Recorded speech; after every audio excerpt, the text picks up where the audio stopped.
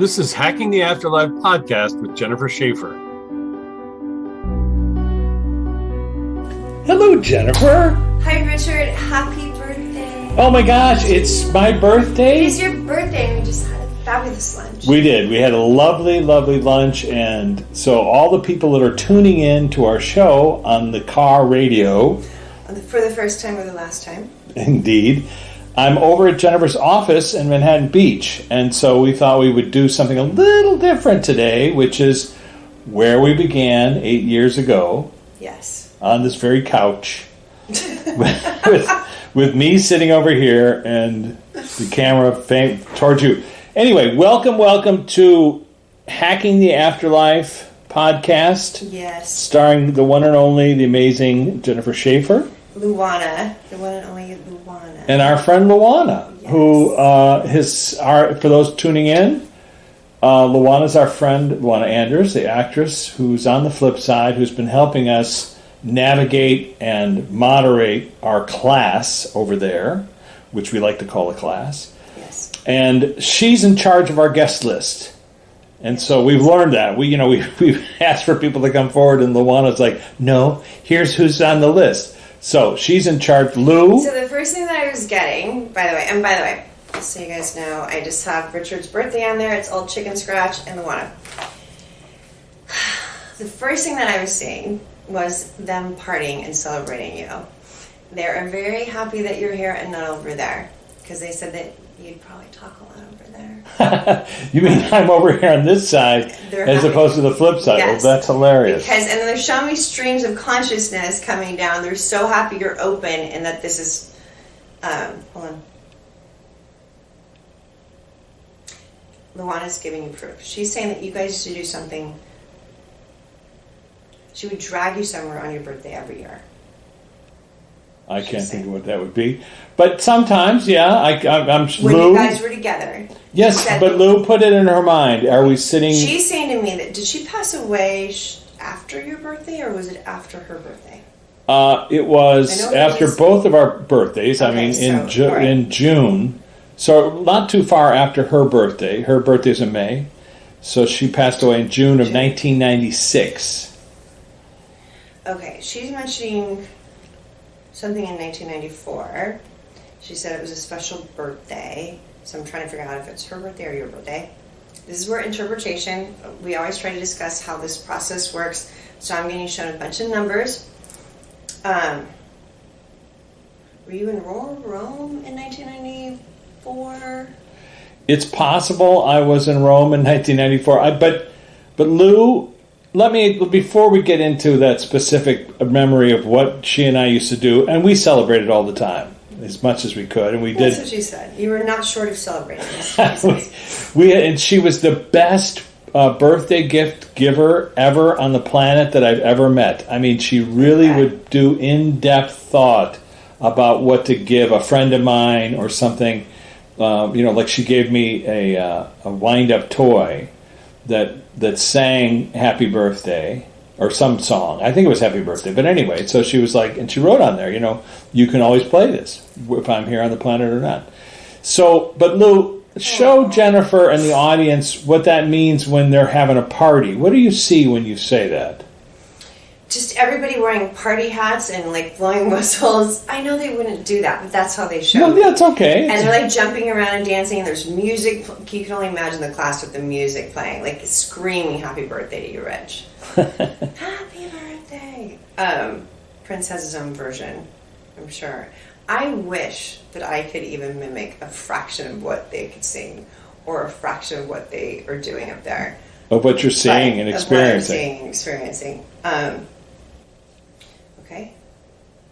She's saying that, okay, there's something about when you guys were in Rome, and I don't know if you went to a monastery, I don't know where you were, but she's expressing to me what I'm feeling is that they said that you're going to live a very long life. Okay, this is funny for her to say that, so show Jennifer what monastery we're talking about. Show her the most dramatic thing. Is it the Vatican? Don't judge it. What's the most dramatic thing about this monastery? Just give her an image. Yeah, that's the image I'm looking for. Show her the image. What is it? Jesus on a cross. Okay, you made a face. Was it like something a little unusual because we went to the Bone Church in Rome. Okay, she was trying to. It felt like there was a cough, but I don't know. Like a coffin, like kind of outside of. So the Bone Church, people who are not familiar with it, it's named after the Capuchin monks, where the term cappuccino comes from, because the color of their robes is like that color brown of a cappuccino with a little white cap.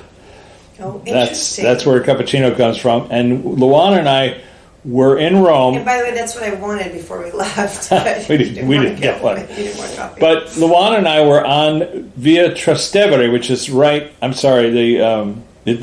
next to the Capuchin monastery. I might have the street wrong. But we were sitting outside and having a cappuccino and cookies. And that moment was matched in time because we took a selfie before selfie cameras, yeah. And but it's a picture of me and her laughing in Rome. And when I took that picture and I brought it home and I put it on the fridge, I said aloud, "There's the essence of our relationship: cappuccino and cookies." And when James Van Praagh was on the Charles Grodin show, he mentioned that photograph. He said, "There's a photograph on your refrigerator that's the essence of your relationship with Luana." So for her to mention going to a monastery would be pretty accurate. Of course, we went to the Vatican. We went to see the Vatican like everybody does. But the monastery... That's what she was talking about. Okay, well, it's a little prettier than the Bone Church. But still, that being said. And also your ashes, Luana. Some of your ashes are in the fountain right outside the Vatican. So that must be an unusual thing. Let me ask you about that. So I scattered some of your ashes in one of the most famous fountains in the world. Trevi fountain? It's not, the Trevi, but also this fountain that's in the Vatican. Right outside. It's in the piazza. Yeah. And so what's that like for you when someone is scattering your ashes? I mean, are you connected to it in any way, or what's your experience watching that? I'm connected to the memories you have of it. So, it's the feelings you have when you did it. That's what she's connected to. So you feel that feeling, because of course you think of your loved one when you're about to scatter the ashes, and you say, maybe whatever that emotion is, and then you put it in water. I mean, this is, what the tradition is. Because when she was dying, I asked her what to do with her ashes, because I thought, well, maybe she's got some special place, Japan or something. And she said, take them wherever you go. And so I went around the world, unusually. I mean, suddenly I was in Sydney, the Sydney Opera House. I was in Moscow. I was in Paris. I was all over the world in all these different waterways, the Brahmaputra in Tibet. And her ashes are in all of these rivers and lakes and seas. This isn't about me. It's about your birth. No, but I'm just pointing out. But that was a great question. I want to dive in further. Go ahead, please. Okay, hold on a second. My dad. They were just bringing me back. Hi, Jen. They were bringing me back to what I told you about me having that nightmare. Yes. And then diving in further. I asked her again. I said, do you feel yourself because your ashes are there, do you feel yourself there? And she says, no, I live in the memories that Rich has of putting them there. Very good. Yeah. So the idea of living in the memories of something. It all becomes fish food. All becomes fish food. It's true. And it becomes little particles all across the planet. Right? Because, stardust. You return to stardust. Yeah. So, Lou, and this idea of so who's all participating in this event? Are they friends of yours, or are they friends of mine, or who's up there? Both. They're friends of yours, even though you might not have met them here, but because of the class, they're friends of yours. Or because of our ongoing communications. Or experiment. But yes. Yeah. Does anybody want to come forward and chat with us? I laughed because Prince came forward again, and he just said, he's like, you feel like you know me a little bit, and I'm like, yes. I always blush when he comes in, which is so weird to begin with. He wanted to give a shout out to Cody. Okay, Kobe. Yes. Our friend. And he says to tell him to keep playing music. Tell our friend Kobe to keep playing music. Well, thank you, Prince. Prince, there's people who think about you, they talk about you all the time. Is there anything you want to say to them about... So they just showed me somebody that's still on the planet. I need to find out why.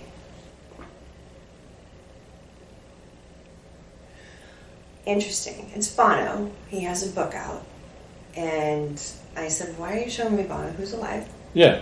And they said, they're another expression, like his book, those words...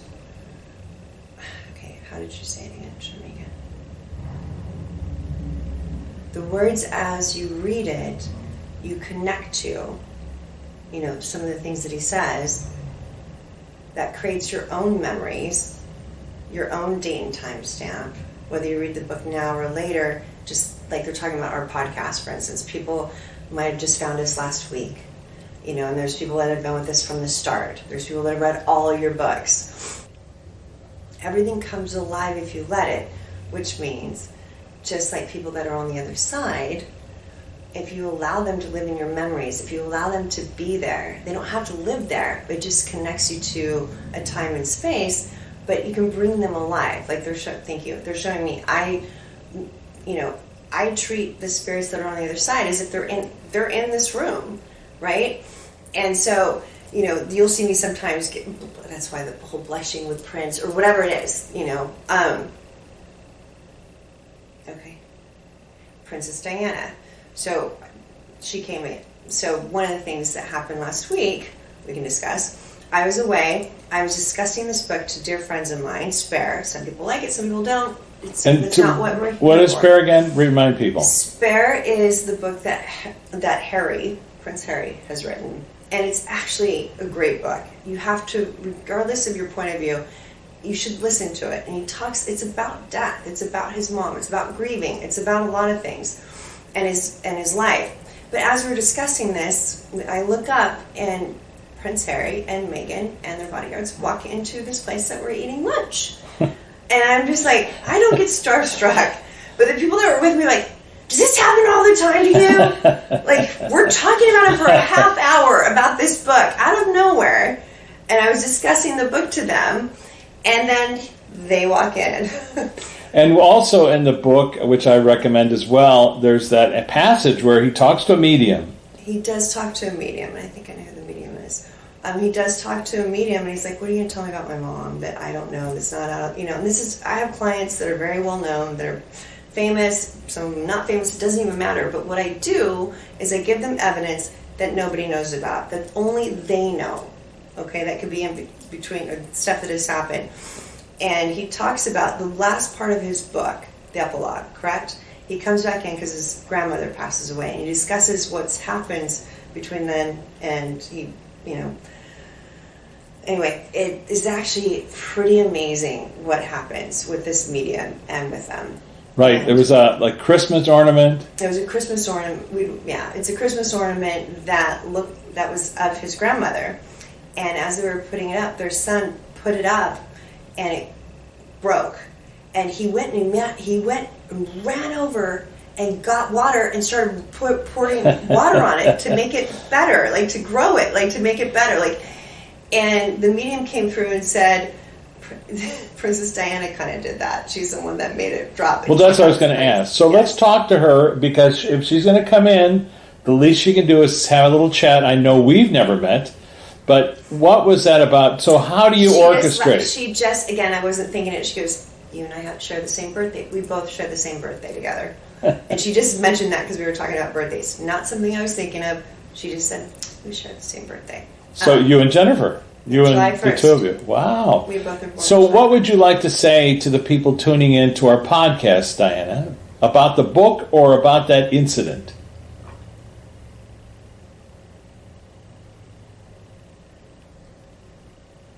Don't dislike my ex-husband.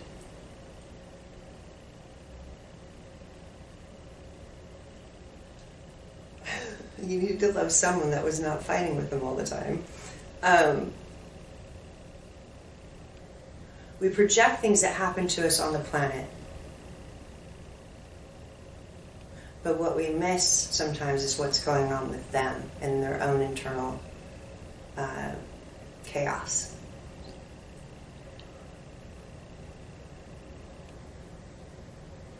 try for just a second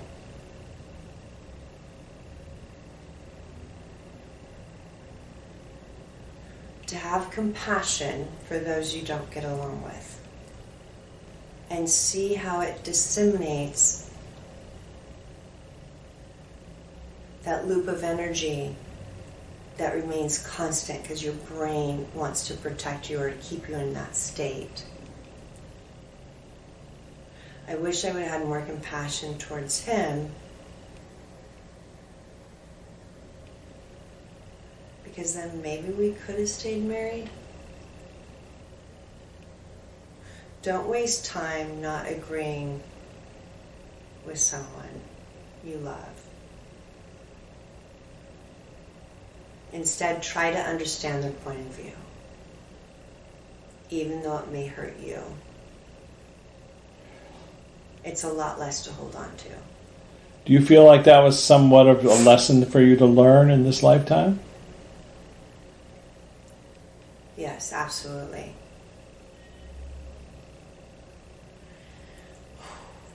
And how do you orchestrate something like Jennifer? But but she's also saying it's something now that my son needs to break. That cycle that she didn't break. So say that again. It's something your son Harry needs to break. That cycle of not forgiving or having unconditional love towards someone. Both of my sons. Both of your sons need to embrace unconditional love. Am I paraphrasing correctly? For unconditional love for the both of them. They need to love each other love each unconditionally. other. They have one shot at this. And does that include their father? She's laughing. I gave up on him a long time ago. No, but I mean that is Yes. kind of a yes. I'm sorry, I didn't mean to interrupt you. So you're saying they need to have unconditional love for each other, and as well as their father.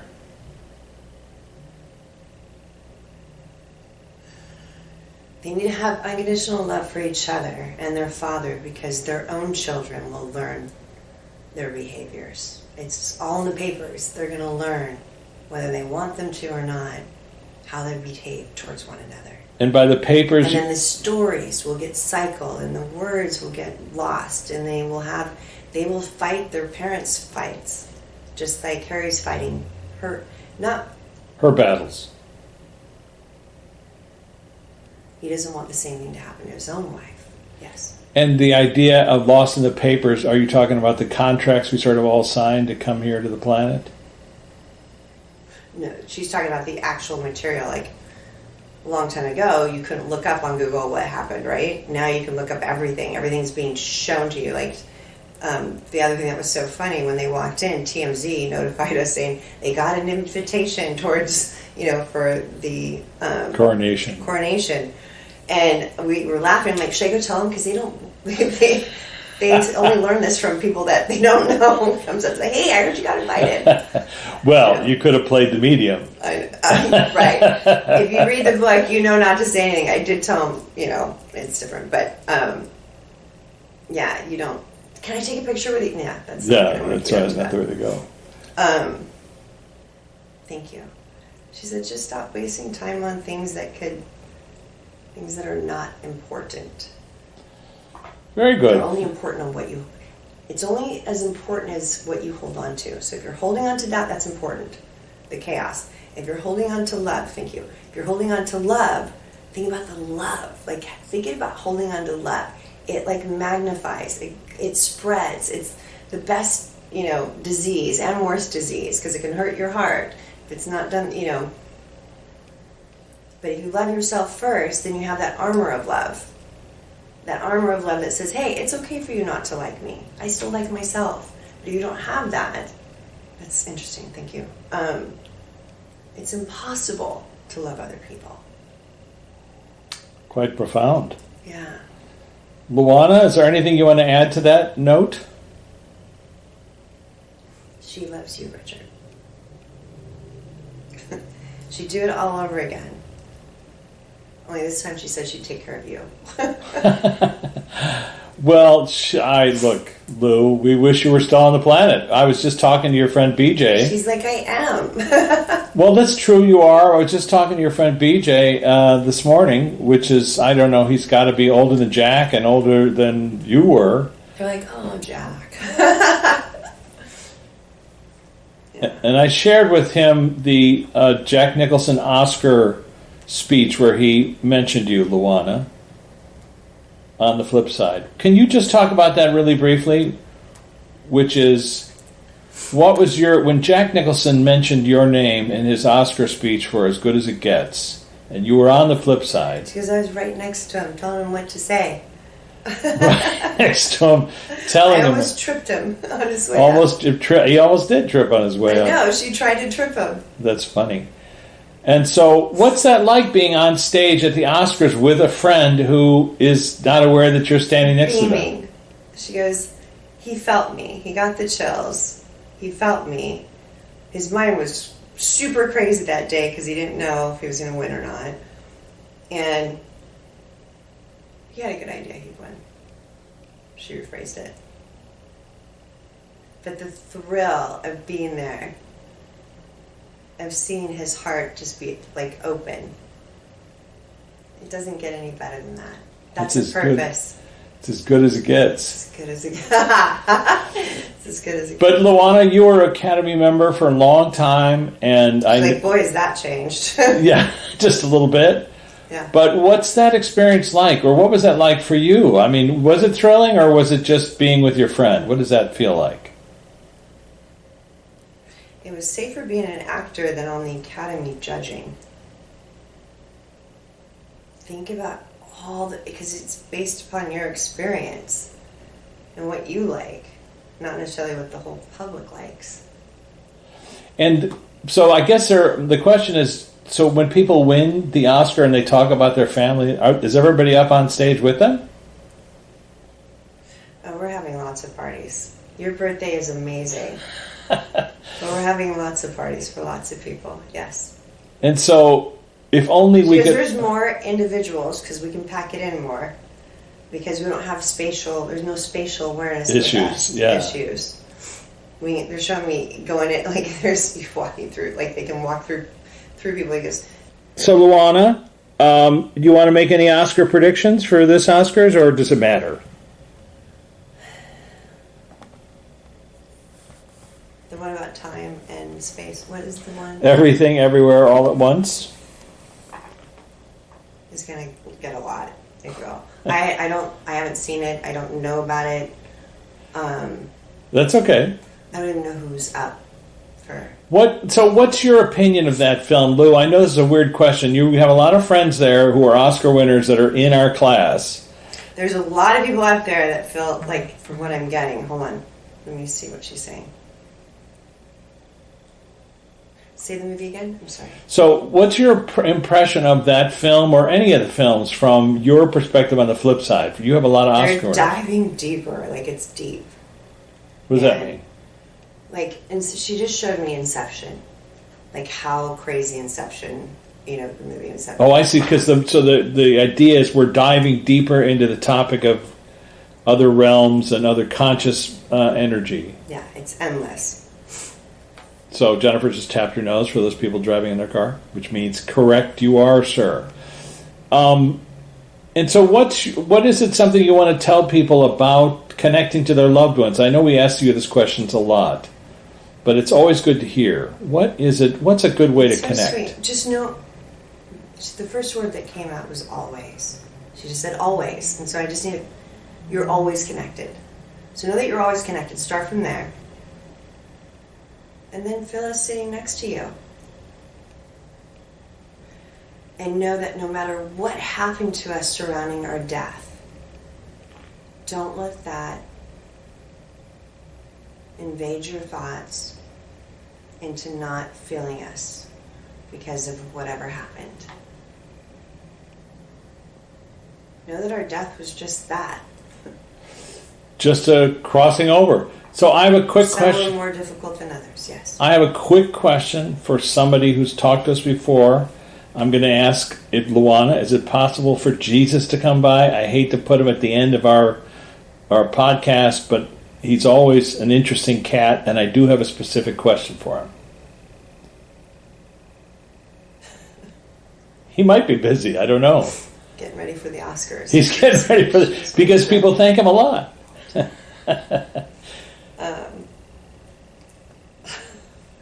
just saw Will Smith. Okay. Slapping. All right, hold on. I don't feel like I can right now. It's weird. It's Okay, that's fine. That's fine. I just haven't even but she's saying he doesn't feel like he's around. That's weird. I know that he's around, but I just need to understand this. Hold on. So he could say, I don't want to answer your question. He'll know what the question is. Ask the question. They'll get the answer. So the question was, yesterday, talking to someone, a medium, who said to me that she saw him standing next to me and touching my right arm. And he said some words. And I was just wondering how accurate that was. He doesn't believe in mediums. Okay. That was me. Sorry. That was funny, though. They're It making is. a joke about it. It is funny. It's almost like you are worth it. Like when he was touching your hand, I felt the word love, felt, I love you and you are worth it, something like that. You have to keep doing what you're doing. There's just something about that. Okay. That's a good message. I appreciate that it was in line with what he was saying. Okay. So I'm going to give it back to you, Luana. This is your Oscar speech, your chance. Here you are speaking to America. Ladies and gentlemen, the winner of the best moderator on the flip side is Luana Anders. Lou? Yay! She put that into your head last night. Like either her being on stage or something like that. Hold on. I would like to say to all of those viewers out there how much I love what I do. I loved what I did there. I love what I do here. I love the intersections, the intercrossings. And then she showed me the directors and the actors and the people that feed them. And she goes, and how everything, it takes everybody and every talent and every unique situation that connects us all. She goes, if everybody knew that this was a play and that you were here in front of me and that you were one of the actors in my play and I'm one of the actors in your play, she goes, wouldn't we get along better if we knew we had to be fed and clothed and taking care of each other, right? And that maybe the union was God or whatever to keep things, going. She goes, it could be that simple. She goes, we make it so difficult to care for one another. Why can't we just care for everyone? And then, Princess Diana just showed up again, like, it's so much better to focus on love versus focusing on what's not going right. Like, get your love armor in. Like, be ready for it, because there's going to be times where you're going to get hit at. But if you have that armor, you'll look at them knowing that they're hurt from something else that they've experienced, not you. I just want everyone to know that we are all in this together. And I'm grateful for everyone who's listening from afar. She's showing me the vase. To here, to those that don't know us yet, to those that will never know us. She says it doesn't matter, because what happens is when you bring up your abilities, there's no hierarchy, but your abilities to wake up, or your abilities to be connected, to know you are connected, then anything else can be a little bit easier. Just be who you are and know you have an important part in everybody's role, everybody's play. She says, I just wish Richard would not stop thinking about what you're doing and the capabilities you have, and know that we are here to support you, and we couldn't be more thrilled that it's your birthday. and we love you. She just gave you a big kiss. Well, thank you, Lou. I appreciate that. And now Prince is playing you off the stage. I think that's pretty lovely. And I love the new song. It's called Love Armor. We like that. We do love The Armor of Love. The Armor of Love. All right, I know I've got to lose Jennifer, but thank you so much, Jennifer. Thank you for your gifts. Richard. Oh, thank you. Happy birthday. You made it a happy birthday. And thank you to your dad for stopping by, and Prince. We always love to hear from him.